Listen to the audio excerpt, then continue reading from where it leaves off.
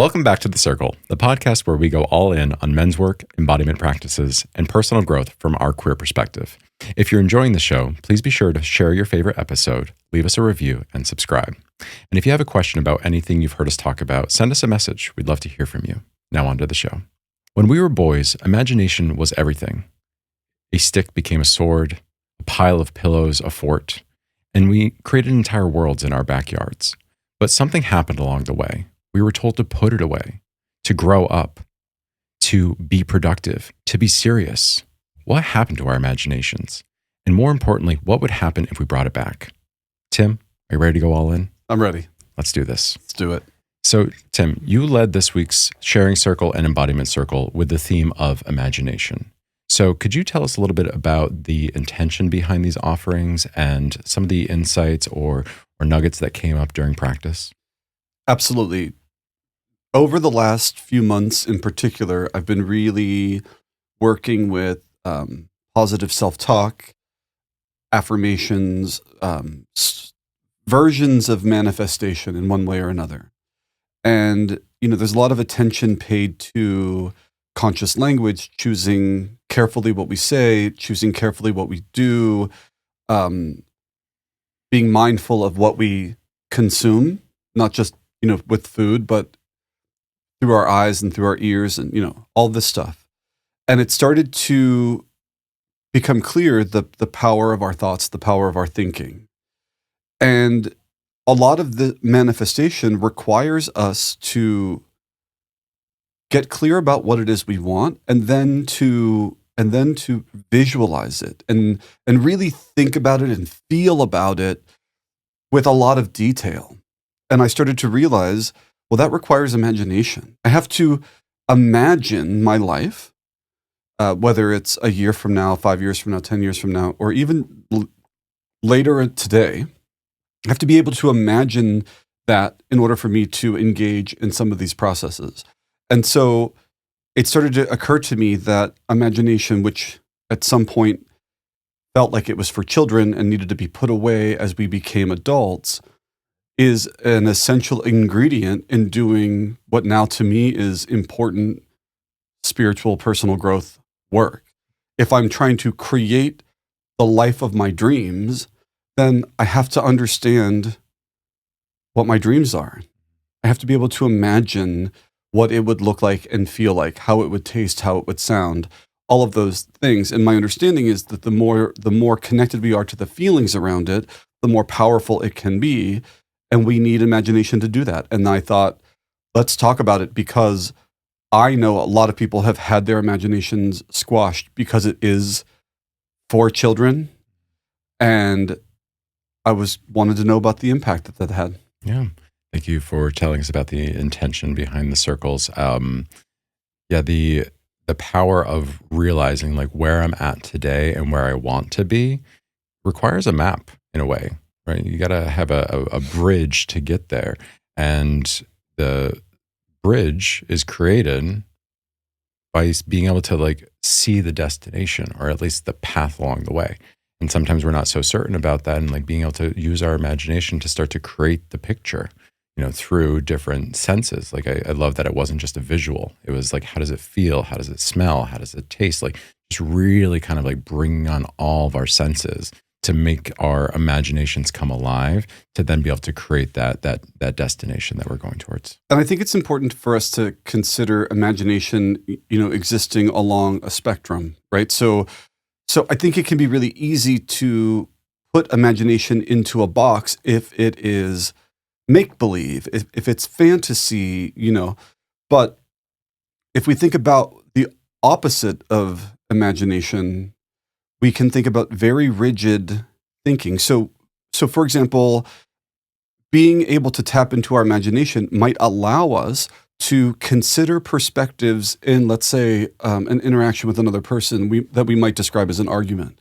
To consider perspectives other than our own, to me, feels like an exercise in the same slice as imagination. Can I imagine a totally different perspective on this? And if so, what can that mean? And we've all been there, right? Where something happens, and if I'm just attached to this is how it happened because this was my perspective and my point of view, then you have a really rigid, unbending dynamic that will often then start to crumble or, create chaos. If I can imagine a variety of other scenarios this person might be feeling, thinking, or behaving from, maybe I soften, maybe I have greater compassion, and then in that practice, maybe I'm less tortured by whatever the thing is. Yeah. If I'm certain you were just being a creep and I'm incapable of imagining anything else, think about what that really robs me of. A lot of inner peace, a lot of possibility.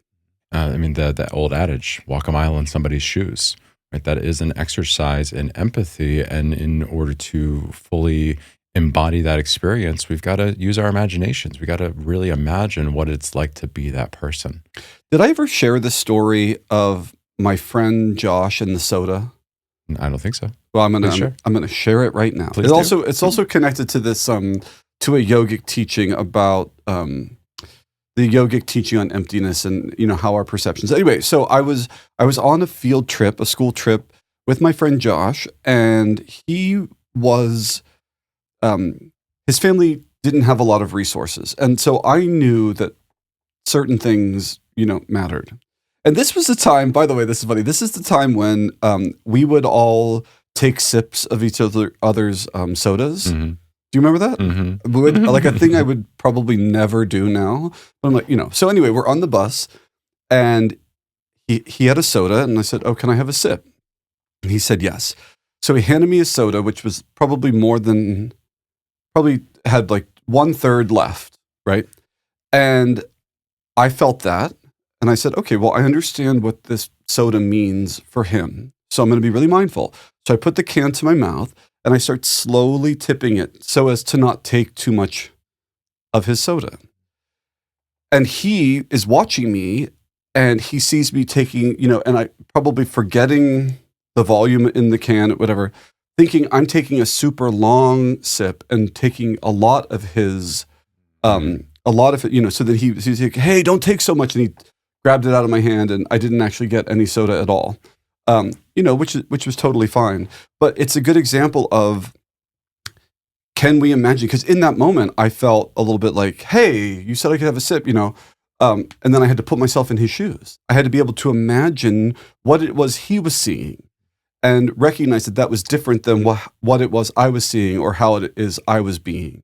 And there's real power in that, because then he's not the creep that didn't let me have a sip of a soda. He's the person concerned for a resource that is precious to him, and I can bring more heart to it. Yeah, that's a great example. Do you recall like how it was a Dr. Pepper?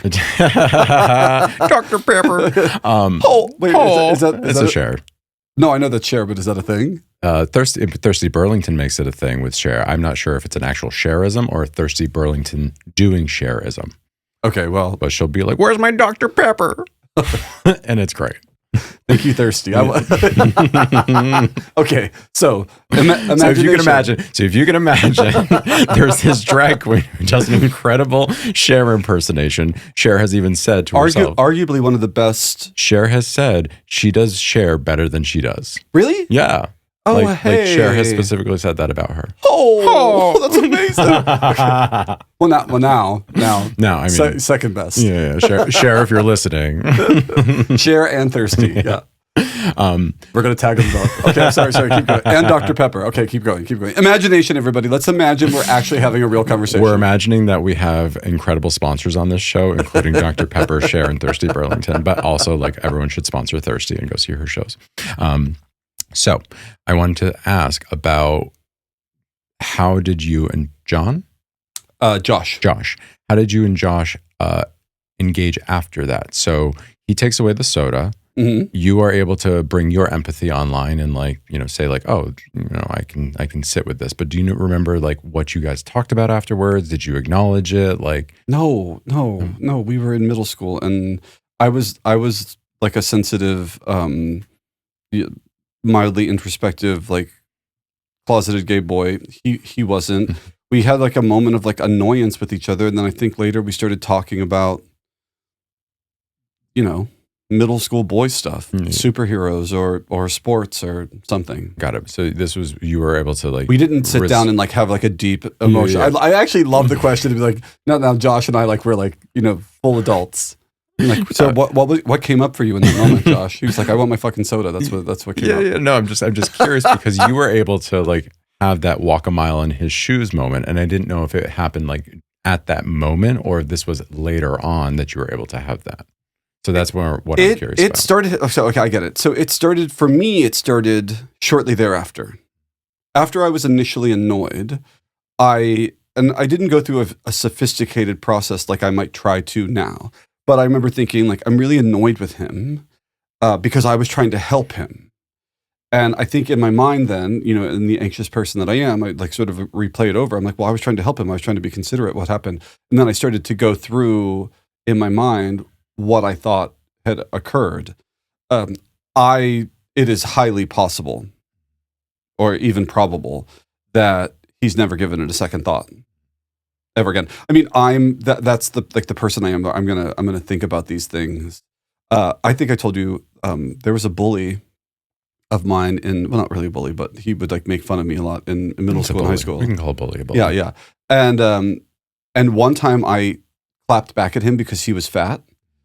And I still to this day think about and feel badly about what I said to him, even though he without thought made fun of me, over and over and over the course of years. I clapped back at him one time, and even as an adult, I'll sometimes be like, "Oh God, that's not the person that I want to be." So with this other example, it is probable that I thought about it more than he did. But that's the power of the imagination, is being able to like recreate that moment, whether it's 10 seconds later or 20 years later, right? It's like bringing on the imagination and saying like, okay, I'm going to recreate this scene in my head and kind of like visualize it and try to like, be in the different characters, right? And so that starts to, for me, starts to blur a line. And I think the next topic I'd like to talk about is the difference, because this came up last night in Circle, the line between, this was Monday night, and the sharing circle, the line between imagination and creativity. So imagination being like, it's in my head and like doing all this, but at the same time, like I'm creating this story and then also maybe creating something in the world. So I want to hear your take on the potential difference between those two things. Well, I think there's a lot of overlap. Mm-hmm. So I would argue that a lot of creativity includes imagination, but it does feel like imagination can often be a first step. And then it feels like the distinction for me would be creativity feels like a process where I start to do something, even if I'm visualizing the choreography in my head, or I'm like roughly writing out the plot line to the book, whatever the thing is. Once we start working in the medium on some level, I think that is the moment it becomes creativity. I mean, I don't have any research to suggest this, but I know that I've done a lot of creative preparation for me as a dancer and choreographer, specifically with choreography, where I will listen to music, like when I lived in New York City, listen to music on the subway and be visualizing the movement. And in that moment, I believe I am combining imagination and creativity, but I'm in a process of knowing, oh, I'm headed to rehearsal, or I'm going to rehearse this tomorrow, and this is part of that process, even if it's only existing in my head. And imagination, I think, can be that same openness of potential and possibility, but not maybe at times without an end game or an agenda. So I can imagine I'm a princess. I can imagine I'm a unicorn. I can imagine I'm a wizard. I can imagine I'm a billionaire. I can imagine I go to space.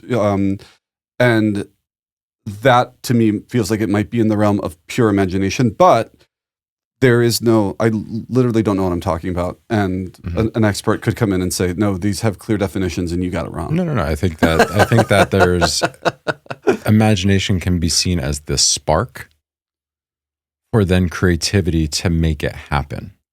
Well, think about when we think about the way that we live our lives, imagination can be, oh, I imagine myself having a thing. I want that car. I imagine it maybe.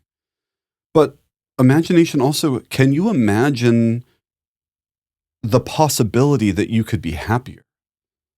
And then that process of imagination wouldn't necessarily need to look like anything. You know what I mean? Or it would look unique to each person. But can you imagine your life happier? Right. Can you imagine having greater fulfillment? And just imagining is just that, though. It's just imagining. I think then we have to take steps, action towards that imagination. So again, imagination being kind of this spark, Yeah. this imprint, this aha, like, oh, I can start to see it, I can start to sense it, I can start to feel it, and now bringing in creativity to actually create it, to create that into reality. But right, and I hear what you're saying, and I totally agree. If you can't imagine it, it feels really unlikely that you're then going to take any action in pursuit of it. So why is imagination important? I think for all people right now, because without it, if you cannot imagine that you could be happier, if you're like, my life is, but this is as good as it's going to get, then you'll probably hang out there and hope for the best. And I just said to a client of mine earlier today, I feel like a lot of people live their lives like they're at a craps table. And each day we roll the dice. And it's like sometimes I get a good roll and sometimes I don't.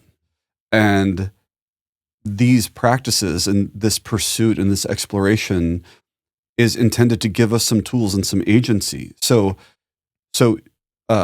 rather than waiting for the roll of the dice to determine if you have a happy day or not, can you start to imagine yourself happier? And the more time you spend with that, the clearer the picture might get. And then from there, action, and then from action, experience, and then from experience, tightening. Because we've also had the moment, or I've had the moment, where I imagine I want something. And in pursuit of that, I start taking some actions, and then my experience teaches me, and that isn't exactly what I want, but it's now guiding me. Now I have a clearer idea of what I want. And then, repeat. Yeah, it's a loop, it's a cycle, it's a flywheel that kind of feeds itself. Like if my imagination is creating the blueprint, and then my creativity is manifesting or bringing it into reality, then as I am creating, and as I'm in the act of creation, I'm learning and it's informing. And then I get to bring that back into my imagination to adjust and tweak and make whatever adjustments necessary to continue going. And the plan could change and the imagination could shift it and change it a little bit here and there. And I think that's the beauty of it. And so I would argue that visualization and the kind of visualization that we hear a lot about with world-class athletes in preparation for their events is in the slice of imagination. The difference in, like, it's sort of a creative process because it is focused and it's in the work, but I have to be able to imagine myself in my event in order for this to work, which we know it does. So I would argue if you practice visualizing, you are working in the realm of imagination. yeah, this happened on the preparation for the retreat that I facilitated at. It was Amir's cueing was like, there may be some nerves starting to build right now. And for me, there's a lot of imposter syndrome and nerves and like self-doubt. I was like, oh, I don't know if I'm going to be able to actually do this. I'm so uncertain in myself. It was just like, imagine yourself there, like doing it.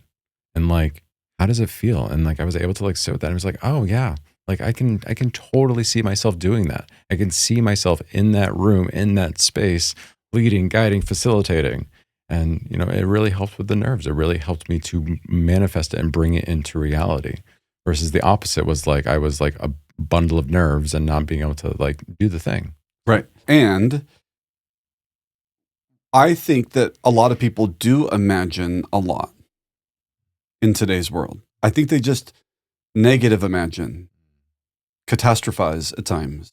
So I think it's easier for us to imagine all of everything going wrong and get clear ideas of what that looks like and how that's going to feel, and we are less likely to practice everything going right. And there's so many movies, and our brains don't really know the difference between what we're seeing in front of us and what we visualize in our head, right? So they were talking about the power of our thoughts with regards to what we're creating. So for people who are listening and think, well, imagination is silly, it's a waste of time. Well, you might already be doing a lot of it.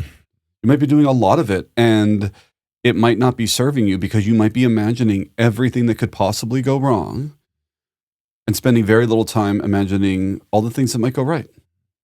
Yeah. On the topic of catastrophizing and the kind of like the haunting or nightmare side of imagination, I shared this in Sharing Circle on Monday that was a big part of my imagination. I always like growing up, I spent a lot of time alone, and I would just be riddled with fear. Fear that there was going to be a murderer that was going to come into my house and get me. Fear that there was going to be a tornado outside that was going to like sweep away my house, and I'd have to like hide in the basement. Like I could see it so clearly in my head. And then any signal, any creak of the floor, any rustle of the breeze just sent me. It sent me into full on panic and fear. Well, those are both plot lines of movies. Yeah, So you're talking about Wizard of Oz and Friday the 13th. But, when you mentioned this earlier, I remember thinking there was a time in my life when I believed that axed murderers just walk around the woods. Absolutely. And now as an adult, I think that's crazy. Like there are so few people to murder. And like why would they do that? But that's what I thought. I'm like, oh, if you walk in the woods at night, that's where the murderers are. Yeah. And so I get it, because when I was a kid, same idea. I'd be like, well, there are murderers out there because that's what I've seen. But so if you're listening, there probably aren't. I was going to use it as a PSA, but like you should still be cautious. Like still like no. I mean, let's not take murdering lightly. Well, I just want to speak officially for the Circle podcast. We are very anti-murder. We do not advocate murder. So, okay, I feel good about that now. So another part of like catastrophizing imagination, or the imagination of catastrophizing was the fear of ghosts and like hauntings. And that really scared me a lot as a kid. And there came a moment, I can't remember, it was recently actually within the last couple of years, because I even remember like waking up in the middle of the night and like being so afraid to like even like get up out of bed. I was like, ooh, like if I get up out of bed, the ghost in the corner is going to see me and get me, like, ah. And like something happened recently where I was like able to like start to imagine spirits as benevolent and be able to like have the confidence to be like, oh, even if I did encounter one, I'd be like, you know what? Now's not the time, bro. Right? Like stay in your spooky corner. It's fine.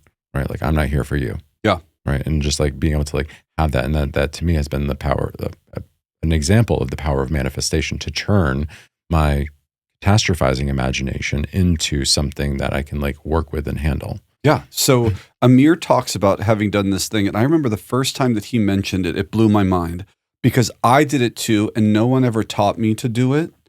I just did it. So I suspect that Amir and I both felt a similar sense of lack of safety in our childhood. But when I was a kid, I would say a prayer. So Our Father, Hail Mary, a few other ones. And every time I said a prayer, I would imagine like one layer of a force field being wrapped over my bed because I was also afraid of ghosts. And there were days when I needed a lot. I was feeling very uncertain. But I was imagining, I was creating in my mind this protective field around me. And I would argue, although it was sad that I felt so unsafe, I was utilizing my imagination in service to helping me feel safe and ultimately falling asleep. So it's an example of how imagination can be helpful. Yeah, absolutely. And like, it's kind of that like imagination can be the cause of that feeling unsafe, that creation of narrative, but it can also be the remedy, right? And like that's kind of the reclamation of imagination, of like reclaiming it, that it's not just something for children. It's not just something that, is for creative people. It's something for all of us to take control of our lives, to take back some power. So one of the things that was hearing you say earlier about like kind of like the authority, like playing craps, like going through our lives and taking these chances and kind of leaving it up to fate or leaving it up to somebody else is maybe not the way to go about the world, right? When we can use our imaginations to take back some of that power and start to make our own path and have a little bit more control out of our reality. Yeah. I think imagination is part of how we take control of our internal and external world. So let's go back to the circles. Were there other themes that popped up in either? I mean, the connection between imagination and creativity came up frequently. And also the idea that I think, particularly as men, we were told to start to let go of that part of us, probably mid childhood. I'm like, the image that I got from the circle was somewhere between 10 and 14 years old. Most people in the circle had received the messaging that this is not what adults do. This is not what men do, right? You were supposed to be serious. We're supposed to be protectors, and we're supposed to have the answers and kind of be sensible, right? And so there was a relinquishing of that connection in service to this image. But, what's interesting to me is all the ways in which imagination can be really practically useful that no one is talking about. So I think the world would be full of more proficient lovers if we could utilize our imagination. If while I'm in the process of making love to someone, I can imagine how they might be feeling, what they might be wanting, I think it would serve in that way, as opposed to what I feel like I have seen a lot of, specifically in when I was working with patients, and they would this very rote. Well, this is how this goes. You start with A, and then you go to B, and then from B you can do like CA or CB, but then you go to D, and then you're kind of done, and then like kiss goodnight, right? There's nothing wrong with that, by the way, but what if you started thinking about some other stuff? And then so take it away from lovemaking and romance and all that, and bring it to corporate America, where you're supposed to have the answers and hit the deadlines and be really efficient, but also think outside of the box. We hear that all the time. Think outside of the box. Think differently. But you have 2 days to do it. And you have 2 days to do it. And we told you 15 years ago to stop being imaginative. So come up with a really great idea, but do it entirely from logic and reason. It's wild.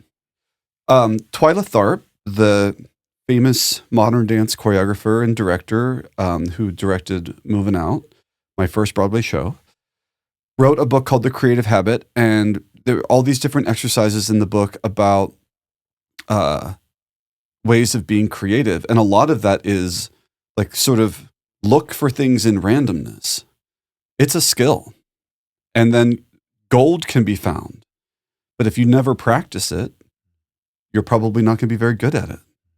So looking things in randomness? Yeah. So for example, she has this one exercise that you can do, a creative exercise, and this was for the perspective of a choreographer and dancer, but where throw coins onto a surface, a table, let's say, and then of course the coins will land there randomly, and they might be different sizes, and then from that start a creation, right? And so, and what can I make from this? That's imagination. If I have to start here and I'm creating a dance, or what if I'm making a drawing or if I have to start here, where can I go? And then you might end up somewhere you never would have thought you never could have imagined at the beginning. You just had to imagine the possibility, and then you start and you're like, oh, now I'm in a place I didn't know was even possible. Hearing that, the first thing that came to my head was problem solving. And now I'm making the connection in my head that like I was told imagination is a waste of time. But what I was told and what I was trained to do. You were told. I was told. Yeah. But what I realized was that it was actually kind of potentially like a reframe of like imagination is for children, but problem solving is for adults. Right. And so like I problem solve all the time, and I'm using my creativity and my imagination all the time in my professional life because I'm solving problems. Well, that's why we're having this conversation, because we just have to reframe it. Imagination is an essential component for real world things like problem solving that can come in very handy, be super lucrative, but we have to be willing to claim it then. Yeah. Oh, so this is a part of how I solve this problem. Or like that to me is just like how it was like a synonym. It was like, oh, we're replacing, as you grow up, we're replacing the word imagination and creativity with problem solving. Because it's like, I don't know, like the action of what we talked about, like imagination being the spark, creativity being the vehicle, right? To like bring that into reality. Like it's the same process I go through in problem solving. I just don't call it imagination and creativity. I call it problem solving. Right. It's the same thing. Right. Well, and then it makes me think about the idea of play. Mm-hmm. So I do believe that imagination can include play, the ability to engage in an activity without a required outcome for its own sake. And from that, what can be revealed. So the thing, I guess the distinction I would make is problem solving still has a foundation to it or a method to it. And I think imagination can be really vital to that. I think there are other kinds or other ways of engaging imagination that can exist without that framework, without that structure. My graphic design hero, Miss Paula Scher, who did the... Miss Paula Scher. Do a Cher counter for every time you hear us do a terrible Cher impersonation. Listen, yours are terrible, mine are excellent. Oh, I found someone. Okay. You sound so good. Okay, so Chad, fire up the other recording studio. We're going to do an album next. So her name was? Paula Scher. Yes. So she's a graphic design guru of yours. A graphic design hero. So Paula Scher is a partner at Pentagram, a New York City-based graphic design firm, and she is the designer behind things like the New York City Public Parks Project. She also did back in the day, like her claim to fame or her ways of like getting into things was she was a designer for record label. So she did the iconic Chicago album cover with the flying guitar. Chicago the band, not Chicago the Chicago the band. Yeah. So that iconic like flying guitar spaceship album cover. So she did that, and she did the Citibank when Citibank and Travelers were merging. She did the arch over the city, and so that's who Paula Scher is. Anyway, so she has an entire like way of thinking about design. That there is play, which is very much like what you were talking about, where there's no like predestined outcome. You're just playing. You're just like happily making mistakes, just seeing what things do. You're literally just playing around. And then there's with messiness, allowing some messiness. Yeah. And then there's serious play. where you're still playing, you're still doing that process, but there may be more of an outcome, right? An intended outcome. And that has been a philosophy that I've leveraged in my design career, is like, how can I be playful but seriously? Yeah. And like bring that to the attention. I find it really inspiring. So every summer there is a theme week here in Provincetown called Carnival, and it is sponsored by the PBG, right? Provincetown Business Guild, yep. Yes. And it has a theme. And when I give my costume a lot of effort and a lot of time, those are the years where I have the most amount of fun. And I think it's because of what you're talking about. I use my imagination. So, interestingly, when the themes really spark my imagination, that's also when I tend to be like, oh, I have this idea. And there have been themes where I'm like, it's not sparking me in the same way. It's harder, So I get sparked, I get an idea, and then, I try some stuff, which I guess is the play. And then once I have a clear idea, I definitely move into, what did you call it? Like serious play. Serious play.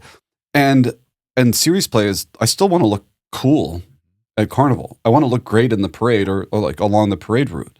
And it is so much fun. Mm-hmm. So much fun. And, anyone who's listening, you can go onto my Instagram if you want to see me when I was the kettlebell. And I love that outfit so much. I was having a ball the whole day. A really fun time. What was the theme that year? It was Toyland. Toyland. So, so it was a bit of a stretch, arguably. Like, I was like, kettlebells are... They're your toy. They're big toys for big boys. Yeah. But I just made that up. New merch? Well, big toys for big boys. Yeah. Yes, kettlebells are, and I love them. So it was a bit of a stretch on the theme, but it was probably my favorite carnival I've ever done. It was a really cool outfit. Thank you. Really fun. Thank you. Yeah. I think like bringing it all together now, right? Is like you were able to have a spark. Boom. Play a little bit, start to bring creativity into the picture, and then move it into production, right? Like actual, like making this thing happen, this spark of an idea that you had, and actually like bringing it out into the world, birthing it out into the world. And in the process of doing it, I had to learn. So I guess that's serious play, right? As I was doing, I'm like, well, this is working, this isn't working. I think that's part of serious play, right? Absolutely. Yeah. I think that like, how can we take that into other aspects of our life? Let's talk about bringing it back to men's work and embodiment practices now. Like, what are some of the things that can benefit from more imagination, more play, more serious play? Well, one of the things I hear a lot, so in the lineage in which I am trained, in the men's embodiment circle, we have the 5 instruments. I could quiz you, but bring it on. What are the 5 instruments? They are attention, breath, visualization, sound, and sometimes touch. So 6. I'm only going to get a 90 on this quiz, y'all. I'm only going to get 90. I think you only get an 80 because there are 5. I introduced the 6th one, touch. Yeah, but that's not really... Okay, so if this see my Brad energy coming online right now, where I'm like, but. And movement or posture. Right. And so, okay, so movement, breath, sound, visualization, and attention. And a lot of men have come up to me over the 2+ years now that we've been running the circle and will say, I have a really hard time visualizing. And I think that first and foremost, visualization can be different for different people. So, and I think in movies and TV, we think of it as this really crisp, clear, like premonition, like, oh, the movie trailer playing on the back of my forehead, and I just watch it. It's that clear. And maybe for some people it is. And then I think for other people, it can be a little bit muddier than that, or a little bit, more abstract. And they feel like it should be that, and so I'm not doing it right. And I'm like, no, you have to just give it a try. But I realize now I'm inviting them to practice with their imagination skills. And then also, included in visualization would be trusting what is coming and letting the physical sensations of your own body influence these things. So it gets a little bit more complicated. But partly we might be having trouble visualizing because we were told to stop. Mm-hmm. I have a story on that because like this was actually one of the transformative moments in my shamanic journeying and visualization. I don't know if I'm going to call it ability, but my capacity to allow myself to go there, because I was somebody that was anytime the cueing of visualization came up, I could sometimes get stuck where I'd be like, oh, I'm not imagining big enough. I'm not like doing the right. Like it's not good enough. And I think I can take that back to like being the first time that I was graded for an art project. I used to love art. I used to love to like draw and paint and do all these things and express myself through a visual medium. And then you introduce grades and I'm like, oh, there's a right way to do this. And so I think I took that into visualization practices and kind of having to work through that. And one of the practices that helped shake me out of that was facilitated by Carrie Kaligi. She brought us through this really beautiful journey where she wanted us to invite in Merlin. And I, at one point I was like in my head, like, please don't let Merlin just be this classic trope of like an old man with a beard and a blue robe with like stars and moons on it. And that's what came up. And it was like, I initially was going to fight against it. I was initially going to say, no, Eric, you can do better. You can create a better visual of Merlin than that. And then I said, no, this is my Merlin and I'm going to go with it. And I had such an impactful experience through that allowance of saying, this is what this is going to be. And was it the most creative thing in the world? Yeah, it was, because I created it in my imagination and was able to like be in that journey. Was it the most unique and novel thing in the world? No. And I think that sometimes prevents me from, chasing creativity. So say that again. What rephrase that. What stops you from chasing creativity? Something having to be novel, unique, the most original, the most creative, the best. Yeah. Right? Because like, again, I saw the classic trope of like Merlin from The Sorcerer's Apprentice from Fantasia. Sure. Right? Just like old guy, blue robe, stars and moons. Yep. I was like basic. It was a basic, visualization.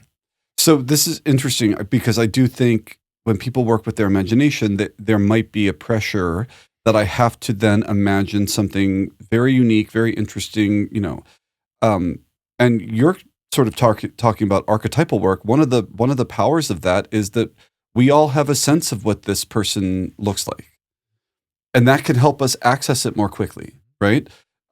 So if you're imagining the king, I think we all maybe have a general sense of, oh, he's got like a big, coat on and a crown and, whatever. So we don't always have to reinvent the wheel for our imagination to really serve us. So it sounds to me like you drew on an idea of Merlin that was really helpful. It was. And it was clear because we've seen it 100 times. And now when I do visualizations, I have so much more allowance and I have so much more just capacity to go there, to visualize. When initially I struggled, I really struggled with visualization, just like you were saying. Like a lot of men, when they come into the space, I was one of those men. I was one of those men that had a really hard time connecting with a visual. And I mean, it's still a challenge, just like some of the movement practices, just like some of the breathwork practices. Like it still is a challenge for a reason.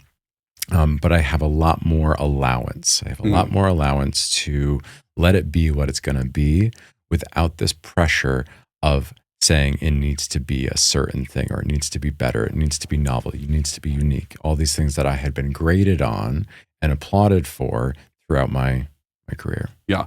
I think we have to remember that it's a skill that we need to practice.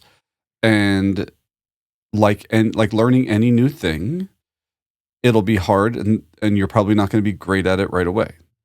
And visualization was never natural for me in that sense either. And I feel like I have gotten better at it with practice. But yeah, there are times when, I don't see that clear picture, but I'm having some experience, and can I work with that experience?